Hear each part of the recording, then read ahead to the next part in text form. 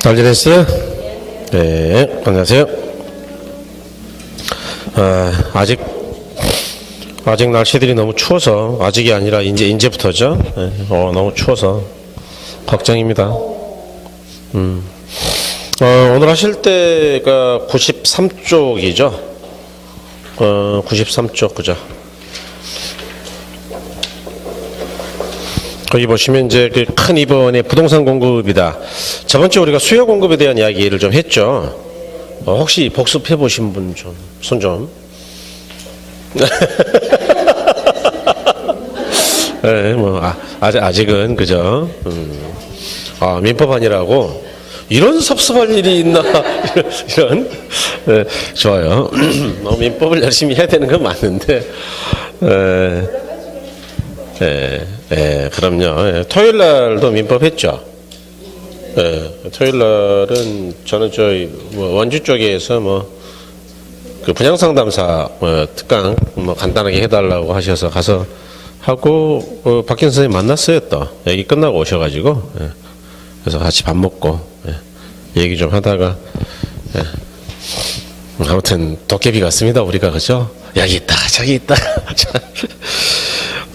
자, 부동산 공급의 개념인데, 여러분, 요거 조금 까다로울 수 있는데요. 요거는 시험에 좀 나와요. 그러니까, 제가 부동산 수요 쪽은 별로 볼 게 없다.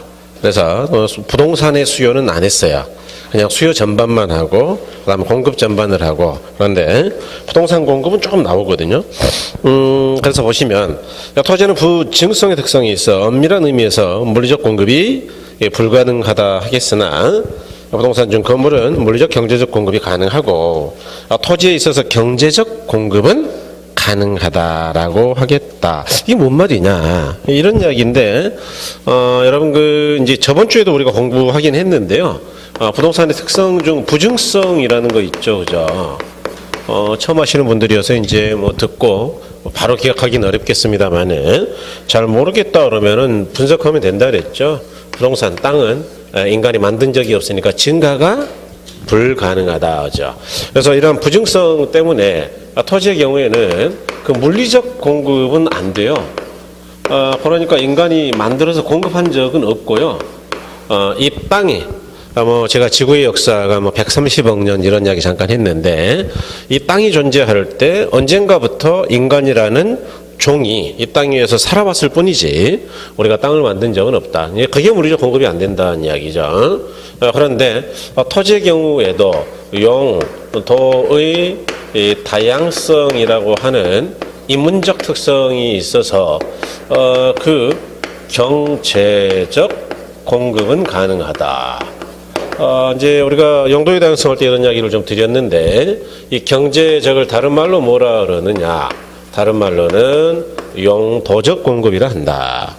그래서 이런 이야기 드린 적이 있죠. 나는 집을 지어야 되겠다. 그럼 건축 가능한 토지 택지가 있어야죠. 택지. 그런데 도시에 보니까 택지가 없다. 빈 땅이 없어요. 그러면 집 못 짓고 그냥 이 추운데 땅바닥에 살아야 되냐? 그건 아니고 주변에 있는 농지라든가 임지 같은 것들을 깎아서 만들면 된다. 요거는 땅을 새로 창조한 거예요? 아니고 있는 땅을 바꿔 쓴 거예요? 이런 걸 용도적 공급이라 해요. 용도를 바꿔서. 그러니까 물리적으로 완전히 새로이 만들어냈다고요? 있는 걸 그냥 바꿔 쓴 거라고요? 있는 거, 그렇죠? 그러니까 여러분들 이런 느낌을 좀 가지는 게 좋아요. 이제 시험에서는 역시 이런 게 문제가 되는데 이런 게 잘 나오죠. 여기요. 어떨 때는 안 된다 그랬다가 또 어떨 때는 된다 그랬다. 이런 게 참 헷갈리는 거죠. 그죠? 그래서 이렇게 왜 도대체 물리적 공급은 안 된다 그랬는데 경제적으로는 된다 그러느냐? 이유는 용도를 바꿔 쓰는 건 가능하니까 그런 이야기예요. 네. 그래서 그렇게 생각하셔야 된다.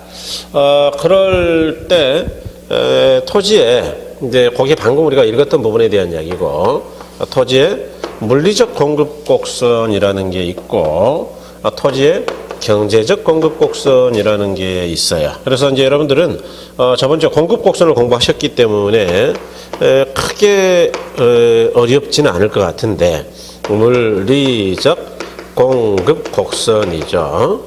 또는 경제적 공급 곡선이에요. 공급 곡선이다. 그럴 때 당연히 횡축은 량이죠. 량. 종축은 싹 다 가격이에요. 그죠? 그래서 가격이다. 그럴 때 일반적으로 우리가 공급 곡선은 이렇게 기울기가 있었죠. 토지의 물리적 공급은 수직이에요. 뭐 이거 우리가 저번 주에 들어는 봤죠. 그죠? 부증성할 때. 그래서 이렇게 생긴 공급 곡선이다. 이런 걸 우리가 뭐라 그러느냐? 일단은 수직이라고 하죠. 수직. 지금은 탄력성 우리가 공부 안 했지만 뭐 이따 이제 할 텐데 이런 걸 완전 비탄력적이라고 한다. 그래서 요거는 조금 이따 할 거니까 뭐 설명은 조금 이따 하겠어요. 이 물리적 공급 곡선의 수직이라는 이야기는 뭐냐? 제가 그래프 모양 자체를 외우는 거는 하등 쓸모가 없다 그랬죠. 이것도 뭐 의미는 있겠지만 이것도 뭐 기억 못하는 것보다는 낫겠죠. 그렇지만 그래프는 그 의미가 뭐냐가 중요하다 그랬어요. 예컨대 토지가 평당 100만 원이다. 그럴 때 이 사람은 여기까지 공급하겠다 그 이야기니까 여기에 뭐 한 200개라 치자. 그러면 땅값이 200으로 올라간다 하더라도 일반적으로 공급자는 가격이 올라가면은 뭘 좀 늘리는데 요거는 그래프 보니까 늘리는 거예요. 맨날 200개예요. 맨날 200, 그죠? 그러니까 안 늘어났다 그 이야기 아니에요? 다시 말해서 물리적 공급은 가능해요, 불가능해요? 이야기죠, 이거. 그래서 의미가 그렇게 해석할 수 있어야 되고, 그럼 경제적 공급이 가능하다는 이야기는 뭐냐? 그거는 이렇게 공급 곡선이 기울기를 가지고 있다 그 이야기예요. 이 이야기는 뭐냐? 예컨대 아까 우리가 택지가 없을 때는 만들면 된다 그랬죠. 택지가 평당 800이다. 그럴 때 우리 동네에서는 요만큼 만들었다. 이게 100개라 쳐요. 택지가 평당 1000이다. 그러면 어떻게 되느냐? 그러면 100개보다는 더 만들죠. 다시 말해서 택지 가격이 충분히 올라가 주기만 한다면 뭐 임지만 깎겠습니까? 잡종지도 깎고 별거 다 깎아버리지. 그러니까 이거는 원래 공급이 이만큼이었는데 나중에는 이만큼 간다는 이야기니까 안 늘어난 거예요? 늘어난 거예요? 늘어난 거죠. 그래서 이렇게 늘릴 수가 있다라는 게 경제적 공급의 의미이다. 어렵죠? 어떻게 이해되시나요? 대답을 안 하니까 알 수가 있어야지. 어렵죠, 그죠? 뭐 어렵죠. 그래프는 어려워요. 다 어려워하죠. 근데 뭐 별것도 없는데 기울기가 좀 있고 기울기 없고. 그런데 요거를 단기 장기로 또 나눠서 본단 말이에요. 그래서 단기 장기로 나누면 어떻게 되느냐? 요거는 써먹을 때 상당히 많고 시험에서도 좀 나왔죠. 그래서 물론 이것도 좀 나왔고요. 여기가 량이고 여기가 가격이다라고 봤을 때 단기 공급 곡선과 장기 공급 곡선은 이렇게 달라요. 이렇게. 그래서 여기는 단기 공급 곡선이고 여기는 장기 공급 곡선입니다. 그럴 때 자 이제 여러분 보니까 둘 중에 누가 기울기가 가팔라요? 단기예요? 장기예요? 기울기가 가파른 것? 그렇죠. 이런 게 시험에 나와요. 와, 쉽네, 그죠? 요거는 기울기가 가파르고 요거는 기울기가 완만하다. 이렇게. 이것도 탄력성에 대한 설명을 좀 이따 할 텐데, 이거를 비탄력적이다라고 이야기하고, 이거를 탄력적이다라고 이야기한다. 그 다음에 도대체 왜 그러면 장기로 가면은 보다 탄력적이 되냐? 즉, 기울기가 완만해지느냐? 이유가 있느냐? 있어요. 대략 한 2가지 정도 이유가 있는데, 이유. 그래서 이 이유는, 시험에 좀 나오죠, 이거. 장기로 갈수록,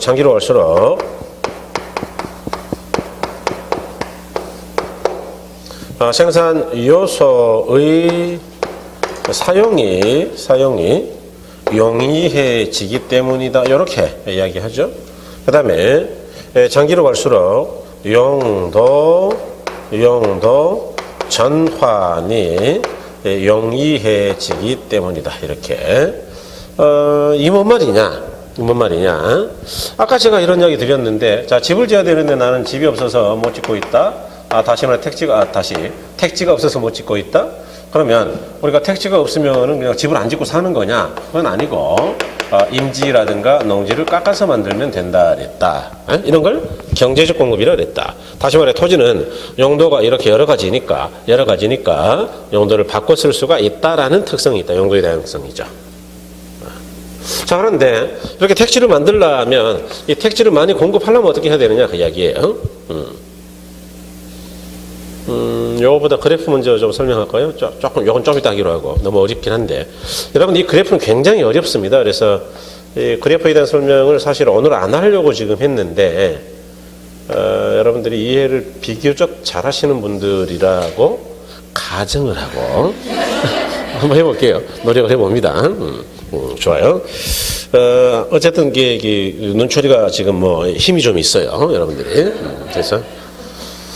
그럼 가격이 여기가 100만 원이고, 그러고 나서 이유 다시 설명할게요. 자, 100만 원이고 200만 원이라 가정하자. 일반적으로 공급자는 가격이 올라가면 공급을 늘린다 그랬어요. 그죠? 돈 되니까. 그런데, 자, 단기 보세요. 자, 그래프가 두 개니까 헷갈리죠? 장기는 없다고 가정합니다. 있는 걸 어떻게 그냥 없다고 생각하자. 그래서 이런 게 복잡한데, 그러면 옛날 100일 때는 요만큼 공급하죠. 200일 때는 요만큼 공급합니다. 공급이 줄었습니까? 뭐 조금은 늘었습니까? 늘었죠, 그죠? 자, 이번에는 단기가 없다고 하죠. 단기. 즉, 요거 장기 하나만 있다라고 가정합니다. 장기. 자, 그러면 100일 때는 어디냐? 뭐 그것도 여기죠. 여기. 같아요. 그 다음에, 자, 200일 때는 어디까지냐? 여기죠. 여기. 그러면, 장기일 때는 조금만 늘었어요? 많이 늘었어요? 많이. 그러니까 단기보다 장기의 공급이 어렵다는 이야기예요? 훨씬 쉽다는 이야기예요? 쉽다 그 이야기죠. 그 이유가 뭐냐? 이유 다시 설명할게요. 이유.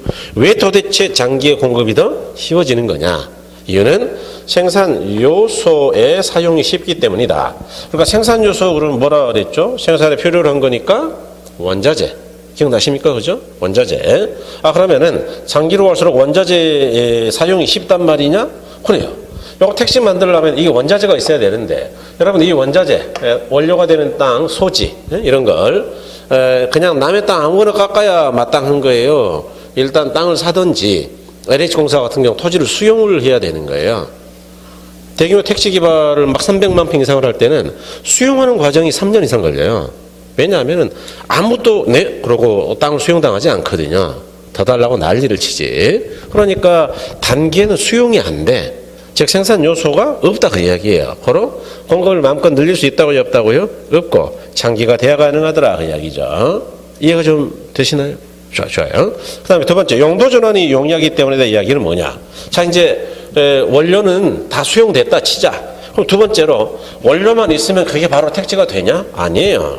땅을 깎아야죠. 땅을 깎은, 이거 우리가 택지 조성공사라고 하는데 땅을 깎는 것도 한 300만 평 깎아내려면 하루아침에 될까요? 시간 좀 걸릴까요? 시간 좀 걸리죠. 뭐 여러분 여기서 제일 가까운 신도시가 어디예요? 허평에서 제일 최근에 만들어진 거. 다산 가깝습니까? 좀 멀죠. 가깝습니까? 가깝군요. 다산이. 지금 아직 감이 안 와가지고 지도 좀 공부 좀 해야 되겠어 지금. 남양주 위치에 대해서. 어쨌든 간에 다산 신도시 같은 경우도 택지를 아주 큰 건 아니지만 그 신도시가 택지를 깎는데 대략 한 1년 반에서 2년 가까이 걸렸단 말이에요. 거기도. 그러니까 대략 그 정도 용도를 바꾸는데도 시간이 필요하다. 그러니까 장기가 되면 멍땅 만들어낼 수 있는데 멍땅. 단기에는 이 원료가 없으니까 멍땅 만들어낼 수 있다고요? 없다고요? 없다. 그렇게 되는 거죠. 그래서 이렇게 본다. 까다로운데 일단 뭐 거의 다 설명을 드려버렸어요. 그래서 여기까지 확인하죠. 자, 부동산 공급의 유형이다. 그래서 여러분 94쪽 다음 장으로 가보죠. 자, 부동산 공급의 유형인데요. 동그라미는 토지의 물리적 공급이죠. 자연물로서 공급된 집효의 물량을 말하고 이는 토지에 인위적으로 개발하였거나 자연상태 그대로 방치하였거나 간에 물리적으로 공급되어 있는 사실을 말한다. 토지의 부증성하고 관련이 깊다. 그랬네요. 그 다음에 두 번째 토지의 경제적 공급이죠. 토지의 경제적 공급은 물리적으로 공급되어 있는 토지를 이용함에 있어서 효율을 제고시킴으로써 즉 보다 효율적으로 썼다 그 이야기죠. 경제적 측면의 이용도를 증대시키는 인위적 공급을 말하는 것으로 토지의 인문적 특성인 용도의 다양성과 관련이 있다 그랬죠. 그럴 때, 자, 그 밑에 가로 3번에 토지의 물리적 공급 곡선과 경제적 공급 곡선을 그랬는데 그래프 두 개 있죠. 그죠? 그래서 첫 번째가 이제 물리적이고 두 번째가 경제적입니다. 자, 토지 물리적 공급 곡선은 가격이 변화하더라도 그 공급량이 고정되어 있어 수직선이 되나 토지의 경제적 공급 곡선은 예를 들어 가격이 상승하는 경우 용도 전환 등을 통한 공급이 가능하므로 우상향의 모양을 띠게 된다 그랬네요. 그 다음에 가로 4번 자 95쪽이죠. 단기 공급 곡선과 장기 공급 곡선인데 여러분 이 경제적 공급 곡선을요, 이 경제적을 단기 장기로 나눈 겁니다. 정확하게 말하면. 그래서 이걸 다시 두 가지로 쪼갰다라고 보시면 되겠어요. 단기 공급 곡선이 장기 공급 곡선보다 기울기가 가파른 모양을 띠게 되죠. 왜냐하면 단기적으로 부동산 공급에 필요한 자원의 획득, 다시 말해서 원자재 확보죠, 토지의 용도 전환이나 건축에 많은 시간이 소요되므로 부동산 가격이 상승해도 부동산 공급량을 쉽게 늘릴 수 없기 때문이며, 장기적으로 이런 문제 해결이 상대적으로 쉬워지기 때문이다. 그러니까 이제 원자재 사용이라든가 용도의 전환이 단기에는 어려워서 공급이 안 된다, 그 이야기하고 있는 거예요. 그럼 반대로 이제 지금부터는 장기죠. 따라서 만약 용도 변경에 대한 규제가 강하면 강할수록 용도 변경이 안 된다는 이야기죠. 기울기가 가파를 것이고, 용도 변경에 대한 규제가 완화되면 될수록 기울기는 더욱 완만해질 것이다. 이런 게 시험에 나왔죠. 네, 그래서 이렇게 되더라. 그다음에 이제 그 특성 그런 거는 뭐 천천히 해도 돼요. 일단 오늘은 장단기까지 설명하는 게 목적이었고요. 자, 넘어가서 98쪽 한번 가보실까요? 98쪽이죠. 부동산 수요 공급의 탄력성이다 그랬는데 어렵습니다. 그래서 고민 좀 했는데 균형을 먼저 할까, 뒤쪽 4절 3절을 먼저 할까 고민했는데, 나중에는 제가 4절을 먼저 할 거예요. 나중에는 아마. 그런데 지금 처음 하는 분들은 페이지 왔다 갔다 하면 또 힘들어서 그냥 순서대로 가겠습니다. 그래서 이 탄력성 이놈이 상당히 까다롭습니다, 사실은. 그러니까 경제학에서는 워낙 어려운 대예요. 그래서 혹시 뭐 이해가 잘 안 된다, 그러면 지극히 정상이구나, 이렇게 생각하면 돼요. 이해가 잘 된다, 그러면 나는 천재인가 보다, 이렇게 생각하면 되죠. 실제 진짜예요. 학생들도 거의 못해요, 이거야. 처음에는 한동안 좀 학생들도 설명을 드려야 알거든요. 자, 부동산 수요 탄력성이다 그랬는데, 자, 수요 탄력성의 의 그랬죠. 수요 탄력성이란 수요의 변화 요인인 가격이나 소득이나 관련재 가격 변화 등등 이런 변동이 있을 때 수요량이 얼마나 변화하는가를 숫자로 표시하는 것, 그래서 정량적 지표라고 한다. 그래서 이제 여기서는 정성적인 게 아니고 정량적이라는 게 의미가 조금 있거든요. 나중에 문제 풀 때 설명할 거니까 일단 동그라미만 해주세요. 동그라미. 정성적 분석이라는 건 이제 퀄리테이티브 애널리시스라고 성질만 따지는 거예요. 어떤 게 더 기울기가 가파르냐, 완만하냐. 그 얼마나인지는 몰라. 숫자로는 몰라요. 그 다음에 정량적은 퀀터테이티브 애널리시스라고 딱 숫자로 따지는 거예요. 그 얼마나 가파르냐 그랬더니 20%, 21%, 2% 이렇게. 그러니까 누가 더 정확한 거예요? 양적이 그렇죠. 양적이 훨씬 정확하죠. 그래서 정확한 분석이다, 그 이야기가. 자, 그럴 때 가로 2번에 자, 부동산 수요 가격 탄력성이다 그랬는데, 어떤 부동산의 가격이 변화할 때 그 부동산의 수요량이 얼마나 변화하는가를 측정하는 척도가 바로 가격 탄력성이다. 그래서 가격 탄력성은 가격의 변화 비율에 대한 수요량의 변화 비율로 나타낸다. 그래서 그 옆에 공식 보니까 정이 갑니까? 정이 안 갑니까? 그죠? 그래서 특히 두 번째는 더더욱 정이 안 가죠? 그래서 일단 두 번째는 뭐 거의 안 쓸 거니까 놔두시고 첫 번째를 기억하는데요. 일단 의미 아까 가로 2번에서 세 번째 줄에 부동산 수요의 가격 탄력성이랑 가격의 변화 비율에 대한 수요량의 변화 비율이다, 뭐 그런 거 있나요? 그것만 알면 돼요. 그래서 그 대한에다 동그라미 하면 대한. 아니 뭐 조사인데 그걸 왜 동그라미 하라고 그럴까? 이제 그런데 의문을 좀 가져야 돼요. 조사 핵심어가 아니잖아요. 그런데 왜 우리 선생님은 뭐뭐에 의한 같은 뭐 그런 조사 따위에다가 동그라미를 하라 그랬을까? 에? 이런 의문을 가지셔야 된다. 이유가 있죠. 수요의 가격 탄력성입니다. 그래서 이 탄력성은 이제 영어로는 E로 표시합니다. 이 elasticity 해서 E인데요. E를 이제 보통 이렇게 필기체로 많이 써요. 뭐 저는 그냥 로마체로 쓰고 싶은데 다들 이렇게 쓰니까 그냥 따라 쓰는 거예요. 약속이니까. 여기다가 demand 해서 D를 붙이면 되죠. D. 그러면 수요에 가격이 된 탄력성이다. 이렇게 이제 보통 읽는데 기호까지는 몰라도 되는데요. 방금 수요의 가격에 대한 탄력성이다 할 때 제가 대한에다가 동그라미를 하자 그랬거든요. 가격의 변화 비율에 대한 그랬는데 어째서 그랬느냐. 우리말에서 뭐뭐에 대한 뭐뭐당 그러면 항상 이 뭐뭐가 분모가 됩니다. 분모. 다시 얘가 분자가 된다고요? 분모가 된다고요? 분모. 그러면 제 이야기는 뭐냐 하면 이름만 보고도 혹시 공식이 기억이 안 날 때는 공식을 만들어낼 수 있어야 되겠다라는 이야기예요.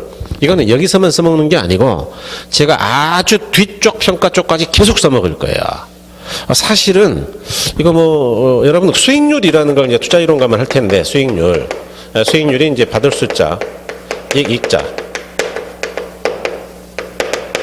그래서 이익을 얻는 비율이 수익률인데요.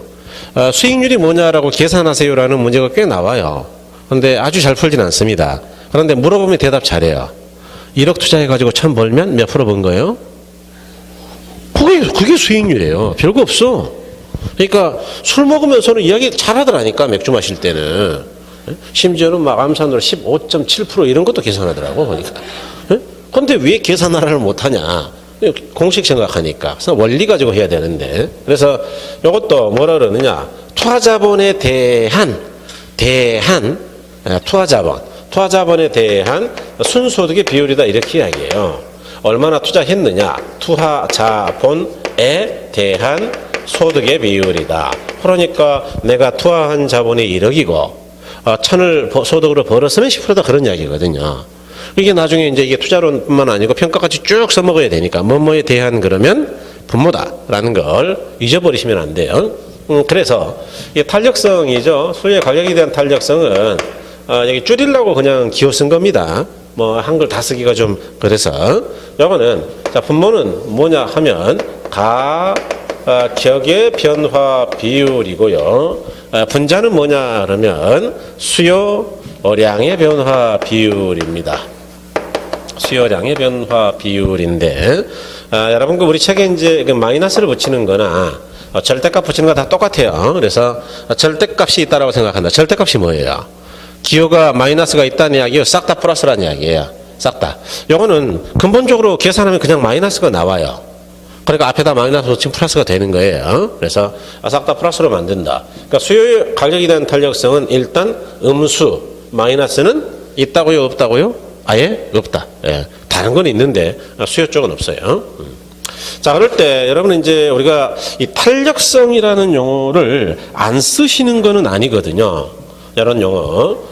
그러니까 좀 편하게 이해하셔야 되는데 한번 생각해 보세요. 지금 겨울이죠. 겨울. 그래서 이제 우리가 따뜻한 옷들을 많이 입는데 로 된 지금 조끼를 입고 있단 말이에요. 이런 거는 비교적 비탄력적이에요, 탄력적이에요. 탄력적이죠. 예컨대 제가 다음 주에 가죽 조끼를 입고 왔다 가정하자. 그런 건 있지도 않지만 가죽 조끼는 땡기면 늘어날까요, 안 늘어날까요? 그런 건 비탄력적이죠. 느낌이 좀 오셨나요? 그러니까 반응이 민감한 걸 우리는 탄력적이라 그래요. 예컨대 이 반응이 뭐냐 이런 거거든요.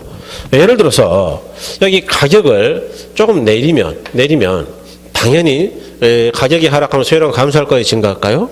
그러니까 증가인데 팍 증가하냐 조금 증가하냐 이 반응은 좀 다르겠죠. 팍 증가할 때는 뭐라 그러느냐? 탄력. 조금 증가할 때는 뭐라 그러느냐? 비탄력. 이런 느낌이죠. 탄력은 비탄력이다. 그러니까 가격 변화에 얼마나 민감하느냐의 문제이구나라는 이제 개념을 좀 잡았던 거예요. 그러면 이것만 가지고도 여러분들이 거의 이해하신 것 같긴 한데 그래도 좀 더 정확한 이해를 도모하기 위해서 제가 숫자로 예를 한번 숫자로 예컨대 여기 이제 가격이 변화한다라고 가정합니다. 여기 수요량이 변화한다라고 가정을 하지요. 예컨대 자 가격은 아까 제가 하락할 때를 예로 들겠다 그랬죠. 하락.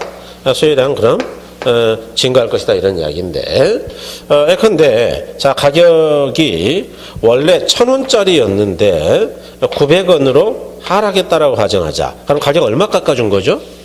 100원. 100원. 자, 그럴 때 여기서 정말로 조심할 게 딱 하나 있어요. 대부분 그걸 간과해서 정말 우스운 계산 문제들이 나와요, 여기서. 암산으로 그냥 계산하면 1.4, 그때 답이 1.4가 있었죠. 10분의 14? 이런 거. 이거는 읽자마자 누구나 풀 수 있는 문제인데, 까딱 잘못하면 그것도 틀려. 그러면 안 되죠. 맞추라고 준 건데. 여기 아까 공식에서 뭐라 그랬죠? 가격 몇 원이 하락했냐라고 가격 몇 원 이렇게 써놨어요. 가격의 변화 비율이에요. 이런 걸 조심해야 돼요. 변화 비율이다. 그렇죠. 그리고 몇 퍼센트 하락한 거예요? 비율로. 10%예요? 10% 하락했다. 예.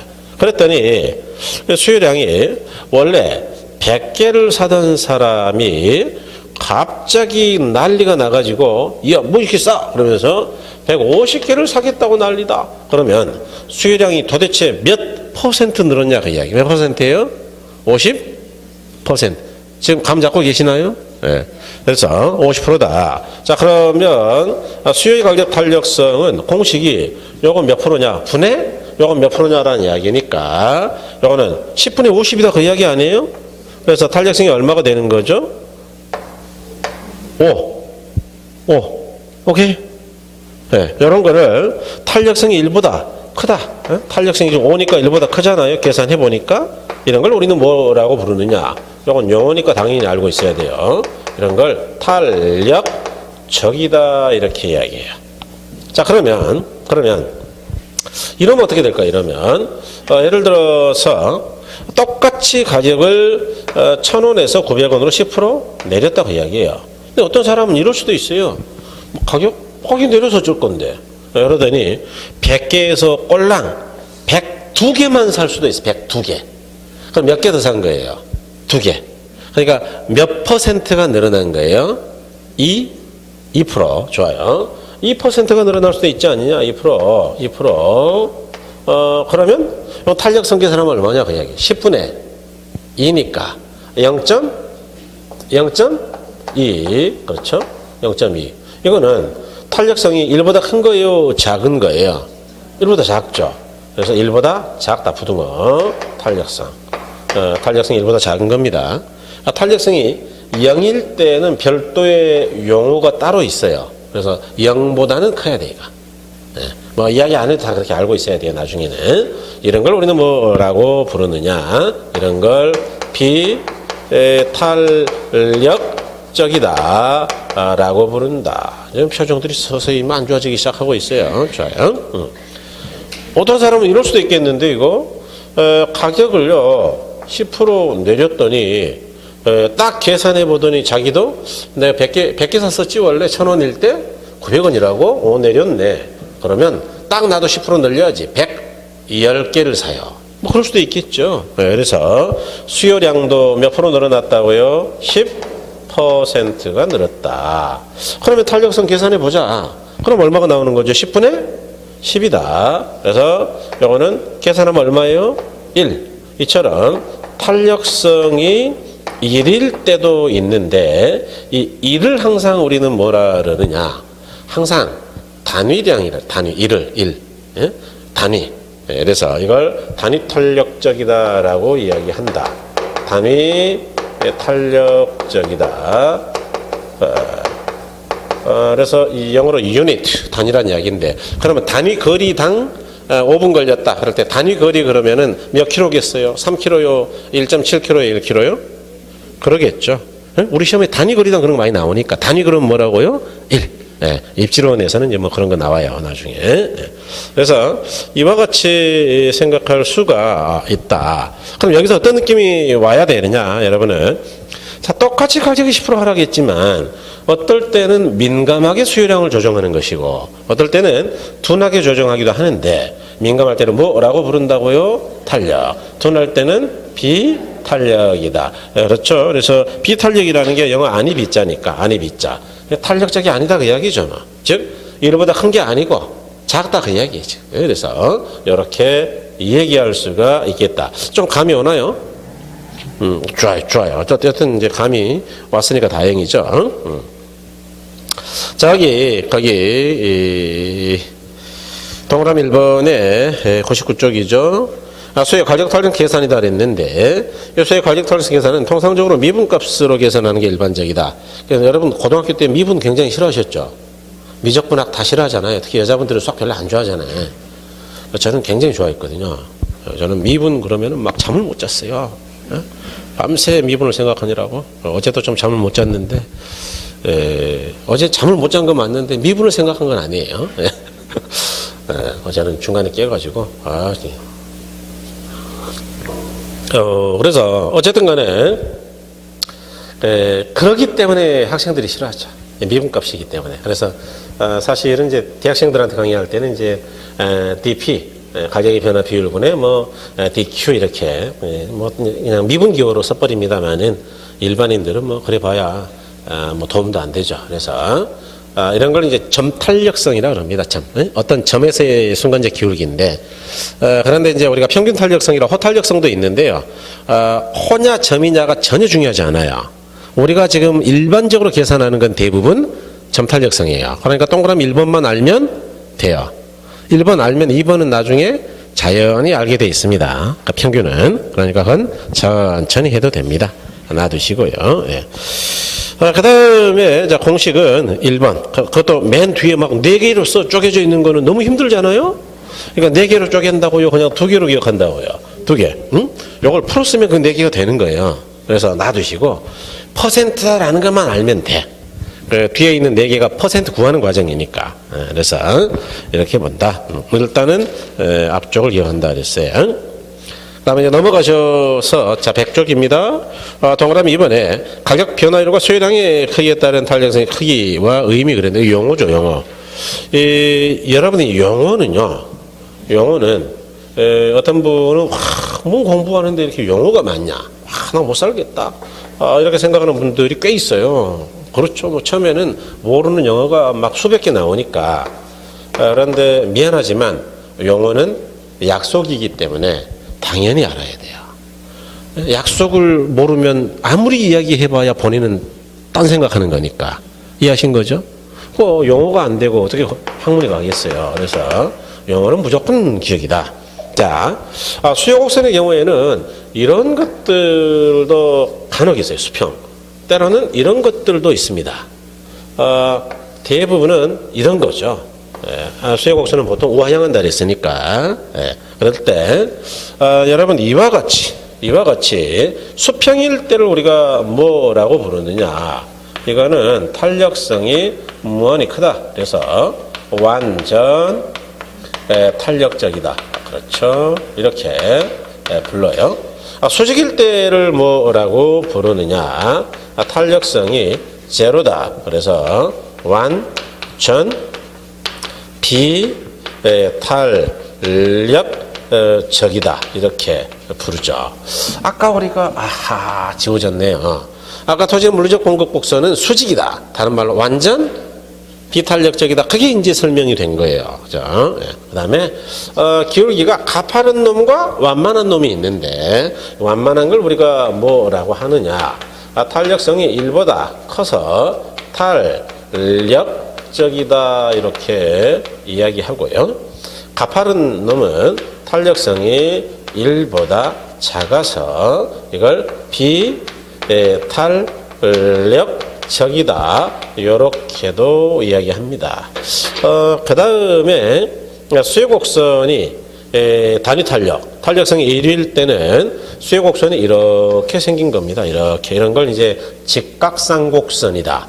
우리 고등학교 때 들어보긴 했는데 뭐 직각에 가까운 양쪽 곡선 쌍곡선이다 그 이야기인데 이런 건 항상 탄력성이 1이어서 단위 탄력적입니다.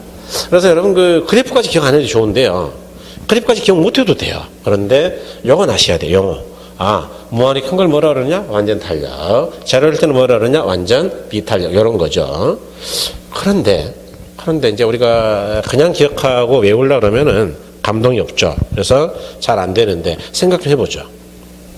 아까도 했지만 탄력성이 1보다 크다. 그럼 굉장히 민감하니까 탄력적이에요. 1보다 작은 거는 덜 민감하니까 탄력이요, 비탄력이요. 그러면 1보다 그냥 큰 게 아니고 무한히 커요. 무한대라는 숫자는 크기를 가늠할 수 있나요? 이게 이제 수학에서 무한대라는 개념이 나온 게 이제 인도인데요.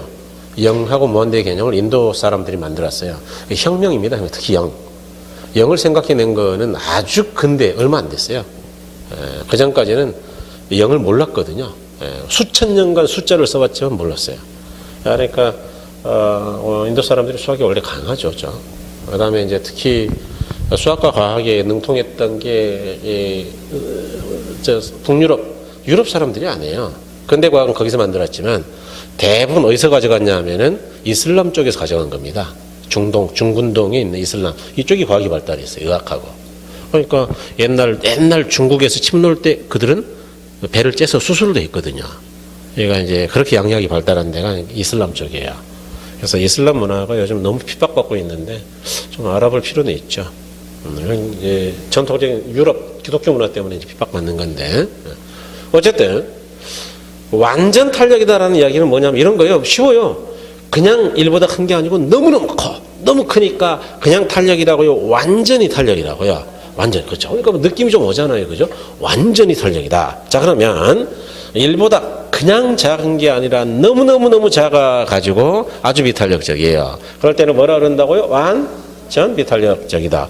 그럼 이제 어떤 분은 이런 의문이 있을 수 있죠. 아니, 딱 한 개 차이인데 무한대야 뭐 어마어마한 차이지만 수천만 배 그보다 더 크지만 한 개 차이인데 무슨 완전히 비탄력입니까? 조금 비탄력이지. 이렇게 생각할 수도 있는데 천만의 말씀이고 10분의 1은 0인가요? 0이 아닌가요? 0 아니죠? 100분의 1은요? 1000분의 1은요? 0 아니죠? 0에 가까워질 뿐이죠? 그러면 여기다가 동그라미를 수천만 개 분의 1은 0이에요? 0이 아니에요? 그러니까 0은 무한소라 그래요. 원래 수학에서는 무한히 작은 숫자가 0이에요. 이해하신 거죠? 우리가 어렸을 때 이와 같이 근본적인 수학을 안 알려줬기 때문에 느낌이 한 개 차이라고 생각하는 것 뿐이지 무한히 작아지는 숫자입니다. 오케이? 그러니까 완전히 비탄력 맞아요. 그래서 이렇게 생각해야 된다. 그러니까 지금부터는 의도적으로 영어 자체에 적응하려고 노력해야 돼요. 그래야 외우지 않고 기억할 수 있다. 거기 여러분 백쪽에 보니까 동그라미 2번에 이제 박스에 또 용어가 있잖아요. 그죠? 그래서 탄력성 0이다 그럴 때는 완전히 비탄력적이죠. 1보다 작을 때는 비탄력이고 1일 때를 단위 탄력이고요. 1보다 클 때를 탄력적이다 그러죠. 무한대일 때는 완전 탄력적이다 이렇게 이야기하고 그래프도 이제 밑에 뭐 몇 개 표시해 놨죠. 자, 참고하시면 되고요. 그 다음에 이제 가로 3번의 수요의 가격 탄력성의 크기하고 총 수입의 관계를 했는데 여러분 이거는 지금 처음 하는 분들이 하기에는 조금 어려워요. 어려운데 일단 나중에는 뭐 제가 수학적으로 증명도 하고 난리를 칠 텐데 그건 나중 이야기고 오늘 증명하면 너무 힘들거든요. 여러분 집에 갈 수도 있죠. 그러니까 오늘은 제가 딱 하나만 기억하세요라는 것만 기억하면 돼 일단. 그러면 뭐 문제는 다 맞출 수 있죠. 탄력성하고 총 수입과의 관계이다.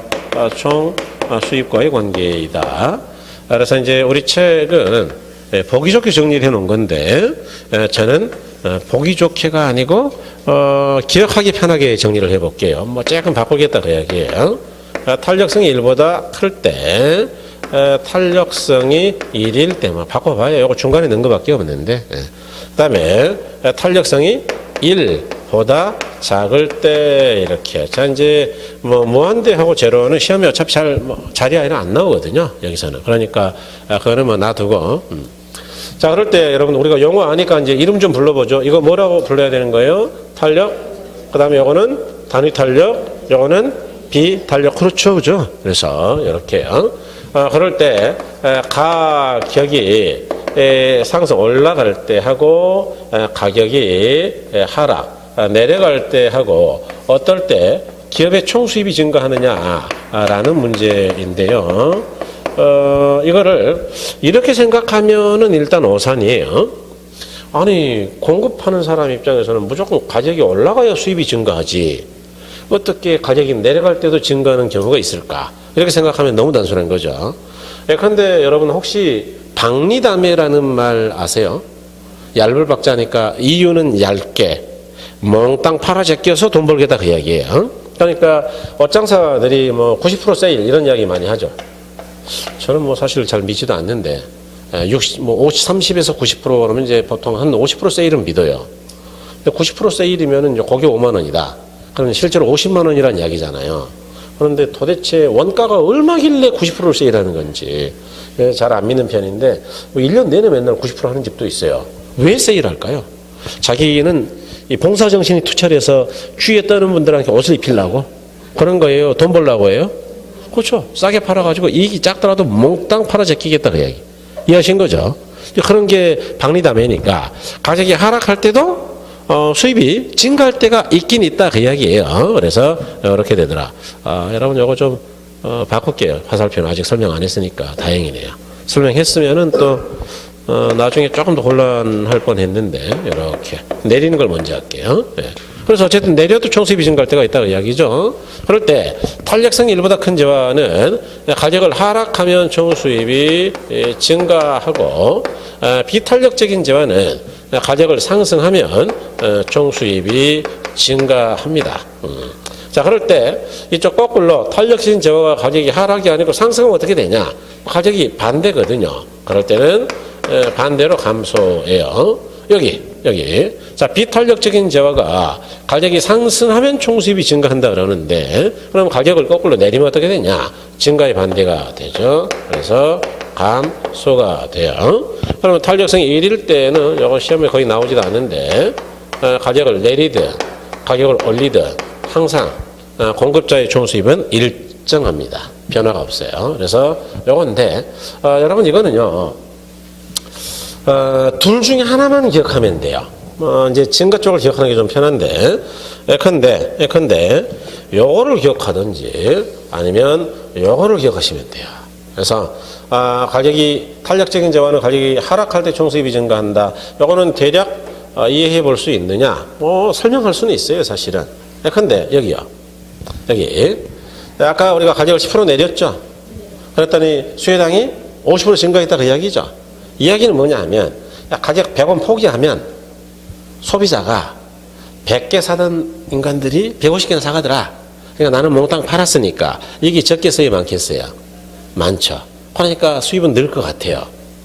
이해하신 거죠? 얼마나 늘 건지도 계산할 수 있어요 사실은. 그런데 그런 건 천천히 하자 그 이야기고. 그다음에 두 번째로 비탄력적인 재화다. 이제 부동산이 이런 쪽에 해당되는 재화인데 이 부동산 같은 재화는 비탄력적인 재화입니다. 왜인지는 좀 더 공부하면 나와요. 이런 재화는 가격을 상승하면 총수입이 증가합니다. 가격 하락할 때는 오히려 감소고. 예를 들어서 임대료 하면서 임대료. 집주인이 갑자기 월세를 올린대요. 전화 와가지고 다음 달부터는요. 우리 10만 원 올립시다. 지금 월세 뭐 50인가요? 야 60으로 갑니다. 그랬더니 갑자기 그러면 어떻게 해요? 그러니까 아니면 나가셔도 되고요. 그럼 이제 나간다고 생각해 보자.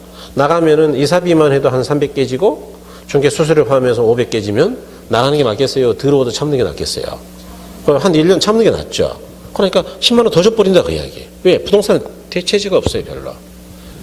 집이라는 게 집 외에는 바꿀 게 없잖아요. 그러니까 부동산 가치 비탄력적인 재화는 임대료 올리면 임대료나 가격이나 같은 변수라고 그랬는데 올리면 집주인은 총수입이 증가한다.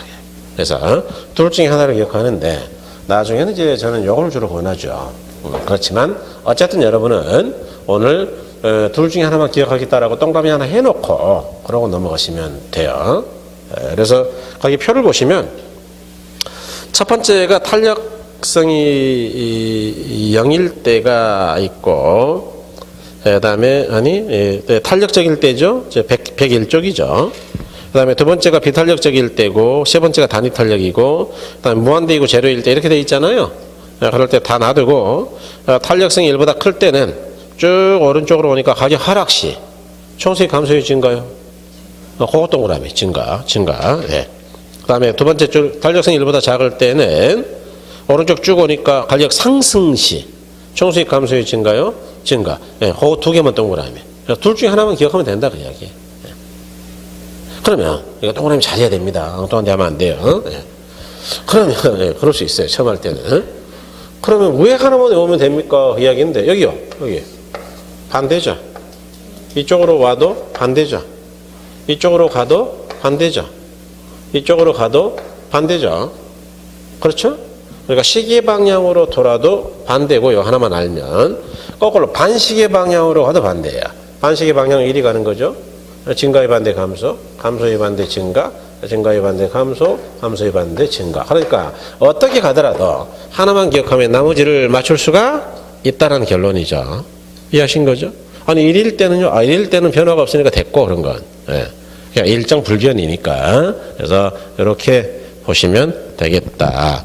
그래서 이렇게 보시고 그 다음에 이제 뒤에 가로 4번에 부동산 수요 간격 토론 결정 요인인데 이거는 뭐 너무너무 어렵죠. 그래서 처음 하시는 분들은 아직은 할 때는 아니고요. 조금 쉬었다가 다른 부분으로 갈게요. 자, 잠깐 쉬었다 뵐게요. 예.